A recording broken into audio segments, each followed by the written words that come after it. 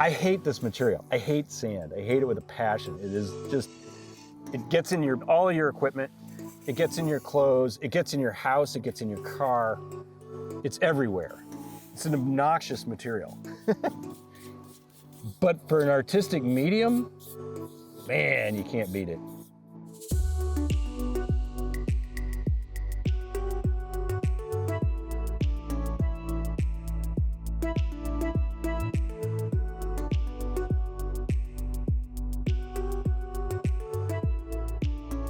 I am a competitive sculptor. I've been competing in master level events since 1997.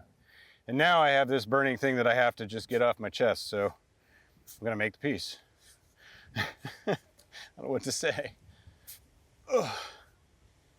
What I strive for with what I do in sand sculpture is, especially if I'm doing a contest piece or something related to where it's not a commercial piece specifically, I really try to just describe the world around me. There are a lot of times, if you were to go back through my portfolio, I'm pretty sure you could just pinpoint the exact moment in time that those things occurred, because I'm trying to describe in a fashion the world without it being too blatant and too raw. You know, I'm not trying to give the news, I'm just trying to give an impression of what's going on.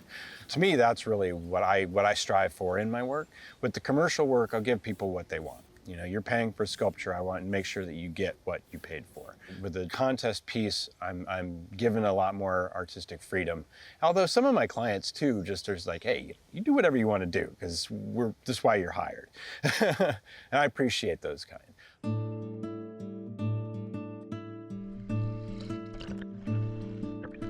The Lake County Sand Sculpture Trail this year.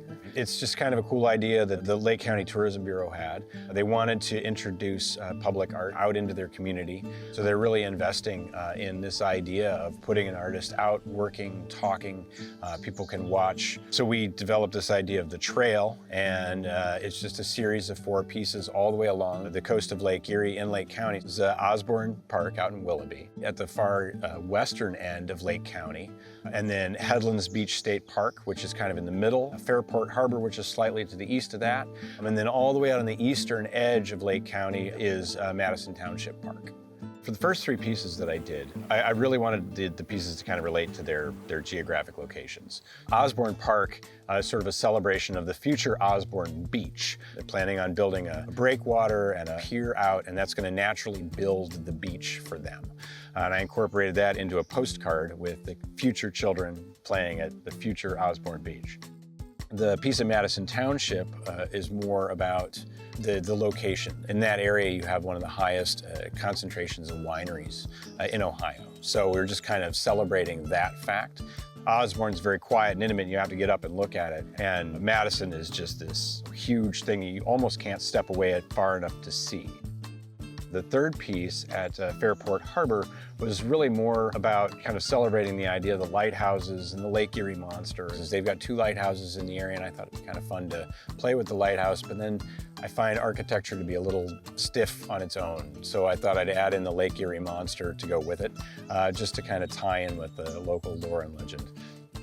Now, what I'm doing here at Headlands is a completely different animal. That's something more meaningful to me and about the current times that we live in. Ugh. So this seems stupid and counterintuitive, but I'm going to carve right into the middle of this pile. I'm just going to dig a trench right through the center of it, because I want to save about half that sand to use here.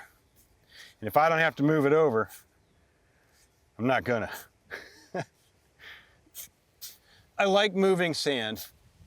It's one of the few times when my body feels normal is after I've shoveled about 10 tons.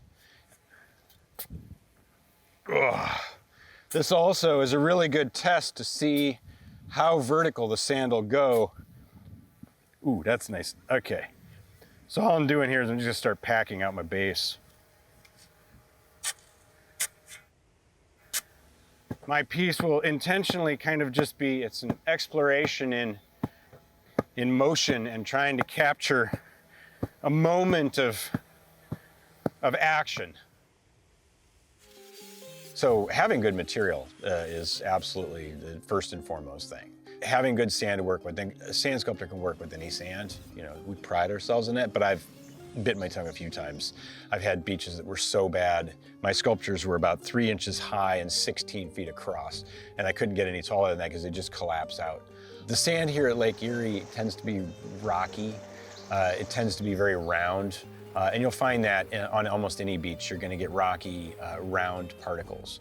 When you're talking about like Gulf Coast sand, that gets a little bit better. You can often find some nice fine sand, but often you'll have to add clay to it. Otherwise, as it dries out, it loses its adhesion. There's a thing called covalent bonding, which is when water gets between two panes of glass. You almost can't pull them apart, right? It creates almost a vacuum there. Well, that happens with sand castles on the beach. If you add a lot of water, the water tends to hold the sand particles together, but as soon as you eliminate the water, that's gone.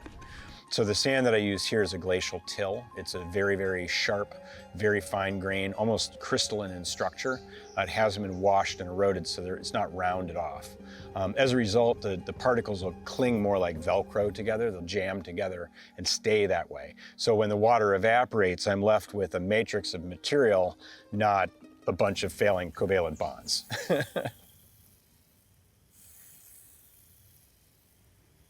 I think tomorrow I bring an extra length of hose. We're a little tight on the hose today.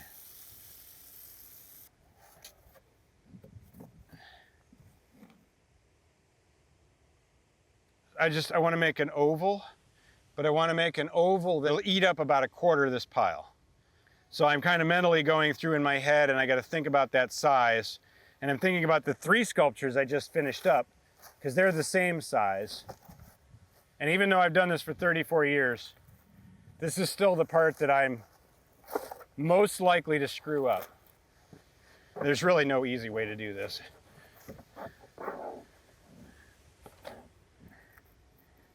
And there's no better time to second guess yourself than at the beginning.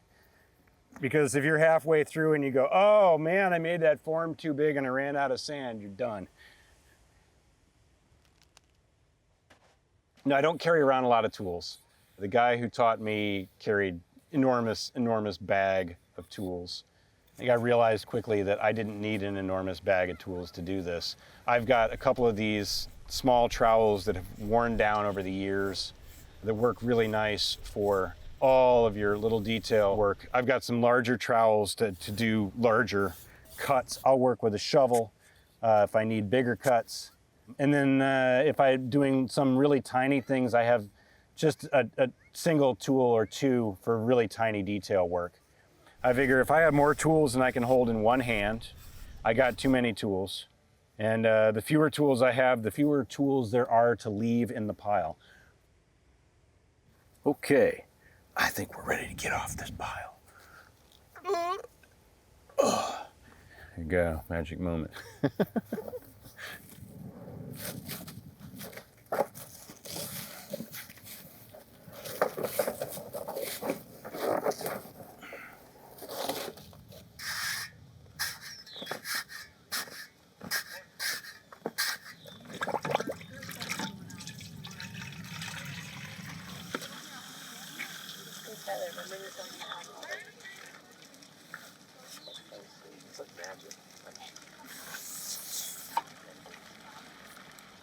There are times when it's like, I have to walk away from an area if it's not working.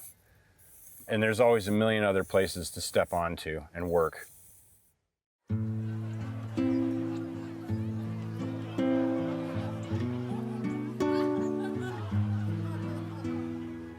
People always say, oh, you'd be so much fun to bring along on vacation. Actually, no, I wouldn't, because I don't like going to beaches. I will go into the mountains if I'm going on vacation. I'll go find a stream. I'll go find some trees. I'll go find some shade.